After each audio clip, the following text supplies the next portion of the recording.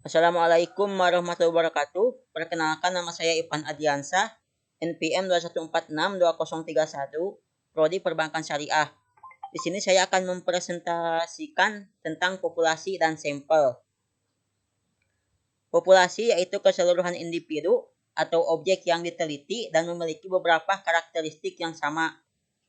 Jadi maksud di sini populasi itu keseluruhan atau menyeluruh. Jadi semuanya. Misalkan 20 mahasiswa, maka itu semua 20 mahasiswa. Populasi memiliki variasi atau sebaran yang luas. Jadi populasi ini umum untuk sebarannya sangat luas. Penelitian eksperimen membutuhkan populasi yang relatif homogen. Nah, homogen di sini yaitu memiliki kesamaan karakteristik atau sifatnya yang sama. Semakin homogen populasi, semakin meningkatkan validitas eksperimental. Next. Sampel penelitian. Sampel adalah sebagian dari populasi. Nah, maksud sampel di sini, sampel ini sebagiannya saya, sedangkan populasi adalah keseluruhan. Misalkan populasinya 20 mahasiswa, maka sampelnya bisa diambil dari 2 mahasiswa, 3, atau bahkan 1. Syarat pengambilan sampel adalah yang representatif populasinya.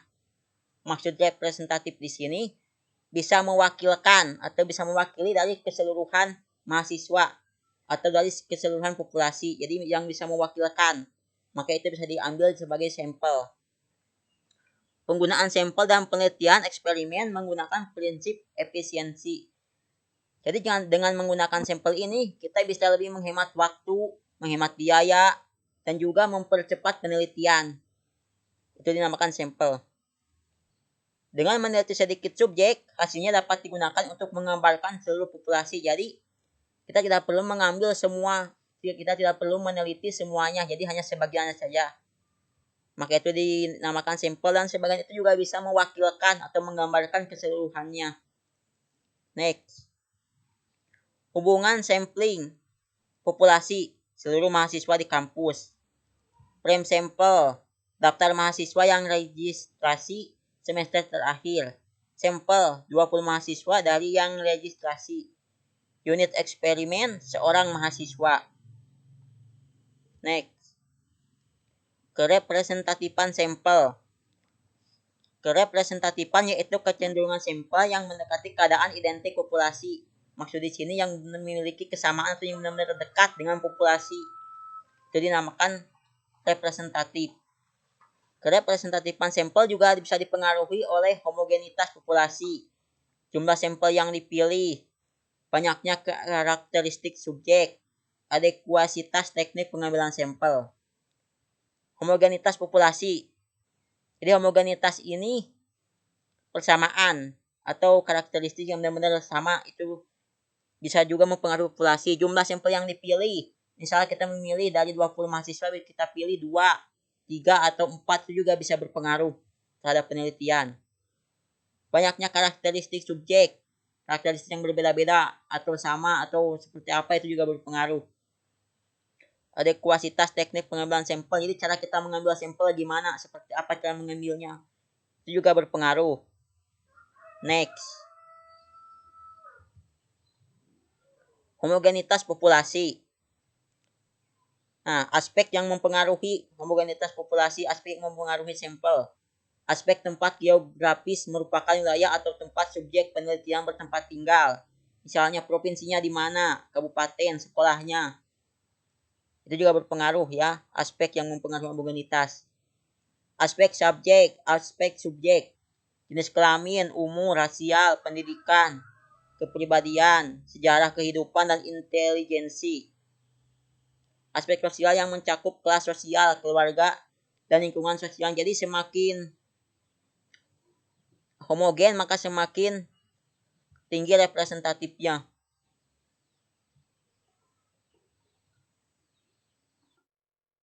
Next. Aspek sampel. Untuk memperoleh keadaan sampel yang representatif, ada beberapa aspek sampel yang harus diperhatikan peneliti, yaitu jumlah sampel, besar anggota sampel, teknik pengambilan sampel. Nah, jumlah sampel juga harus diperhatikan. Kita mengambil sampel berapa? 2, 3, atau 4. Itu harus diperhatikan. Besar anggota sampel, jadi besarnya seberapa harus kita perhatikan juga. Teknik pengambilan sampel.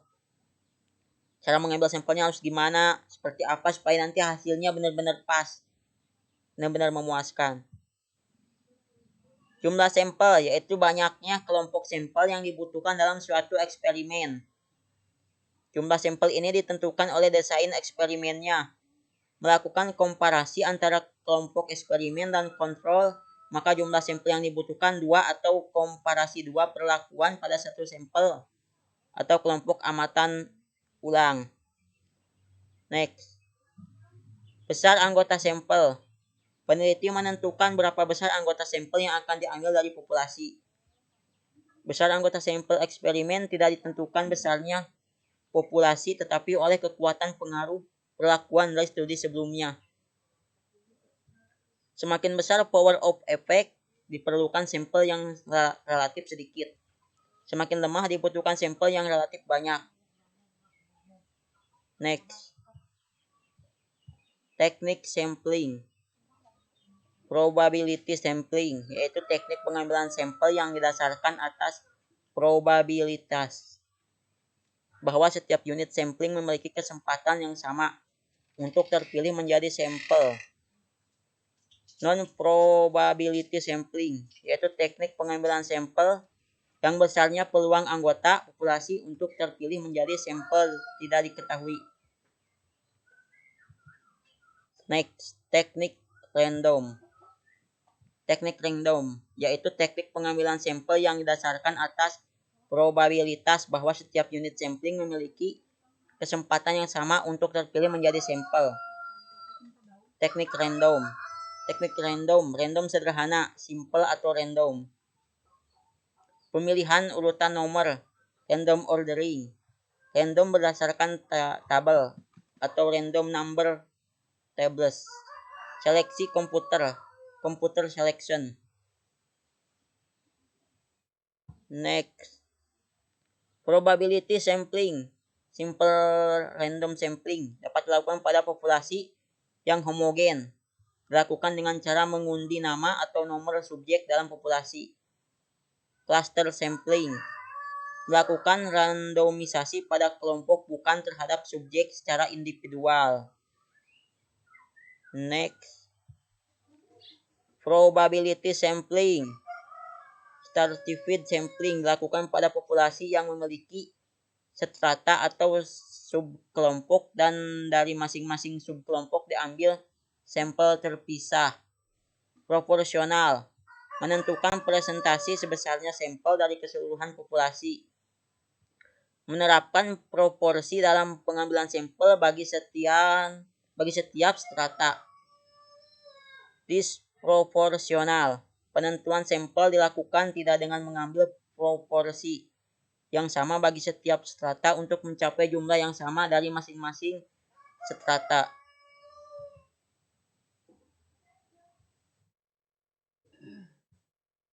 Mungkin sekian dari presentasi dari saya. Kurang lebihnya mohon maaf. Wassalamualaikum warahmatullahi wabarakatuh.